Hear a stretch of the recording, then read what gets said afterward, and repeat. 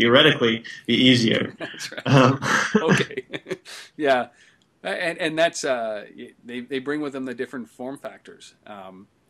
yep. Yeah. So Yeah.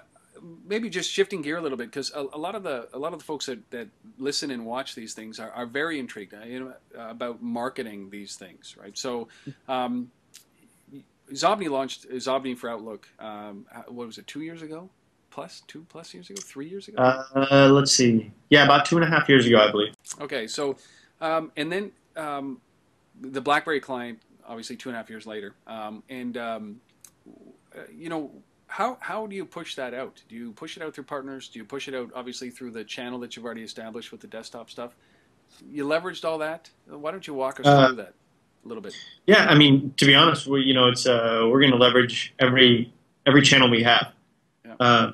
So I mean, first is obvious to start working with all of the app platforms that are out there. Yeah. So, all the carrier app world, Verizon has their, I don't know, what are they calling it, the App Store or Yeah. something like that. So those are first and foremost. Just get those submitted and start working with those companies to get your app out there. Yeah. Um, Admittedly, we have great PR. Yes. Yeah. That wonders for our distribution and marketing. Yeah. We also have just an A+ marketing team. So they're thinking about all the messaging and all of the ways to get our application out there.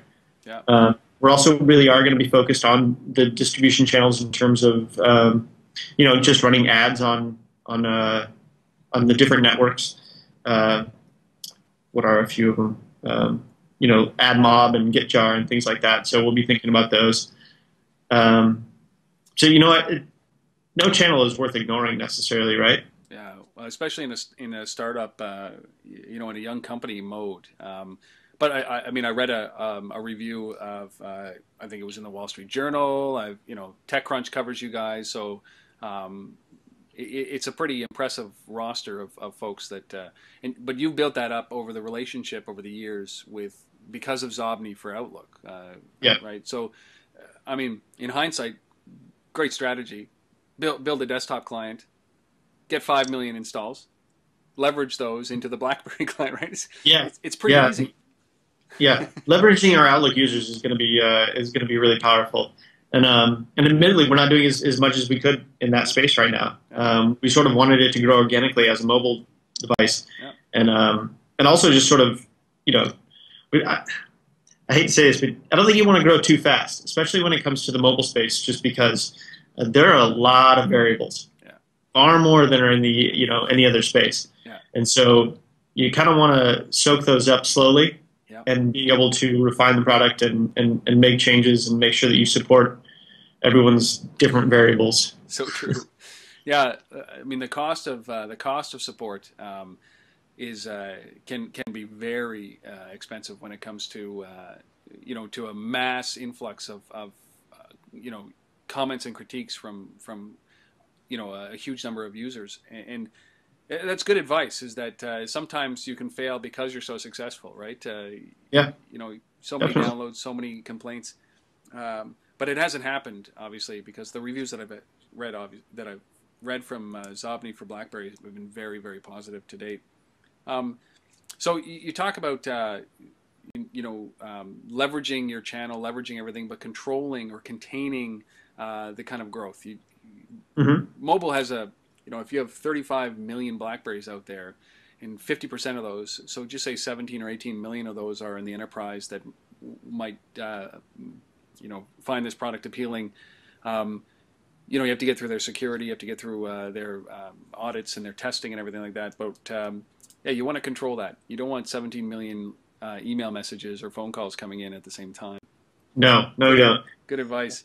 But I will say, to sort of build on that advice for the entrepreneur is support is a huge investment and a huge thing to look at far before you're ready to release.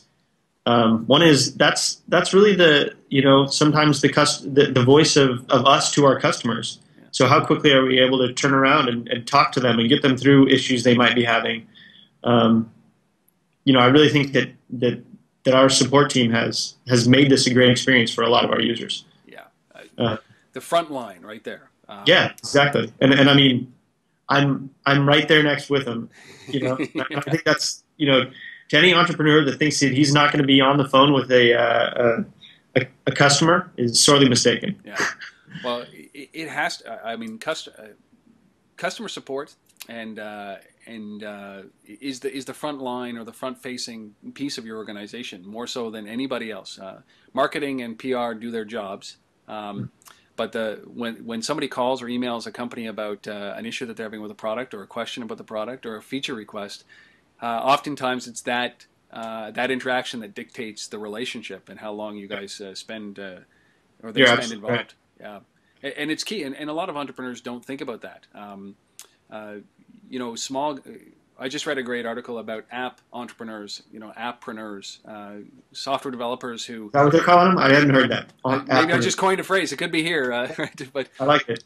You know, it's typically software developers who have the skill to be able to build a product, but then don't realize what the team behind that product needs to be in order to be able to correctly position it, market it, get the PR involved with it, rise above the 200 or so thousand different applications that are out there for all these devices, and then also be able to be on the other end of the line when somebody's complaining and screaming and yelling at you because the product did something to their device.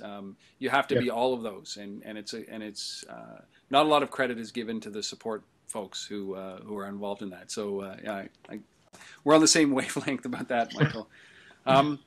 So where does the product go from here? Like, so we platform independent. You know, you're obviously going to move over there. Does this branch out into separate products? Does it stay within Xobni for BlackBerry? You're going to be adding new features to it? I mean, what kind of features are you looking at? Yeah, we're definitely going to be adding more features. We had to definitely cut it short to get it out the door, and there's lots of things that we want to continue to do. I think there's just so much potential with mobile devices in terms of knowing so much about what's going on with you at this moment, and being able to really know who you want to talk to at this moment because of everything else that we know, you know, whether it be the calendar or GPS or, you know, all sorts of things that we can really be more intelligent about. And so we have lots of ideas around that and want to see those in the BlackBerry as soon as we can. And do you, so your process for that is, I mean, do you discuss it internally for what the product's going to, you know, you throw up some features on a wall and you discuss it, or do you listen to your customer feedback and you know, that old adage that says, you know, if you heard it one time, dismiss it. If you hear it 10 times, take a look at it. Do you take that kind of feedback from your customer into that planning session for future features of the product? Absolutely. Yeah. I mean, I love listening to customers. It's funny, this kind of comes from my design background, but you know, people always, a lot of times designers would have this mistake of thinking that the best idea had to come from them. Yeah. And it was, I think, more importantly, a designer, or, you know, anybody building a product is the best idea. You just have to be able to pick out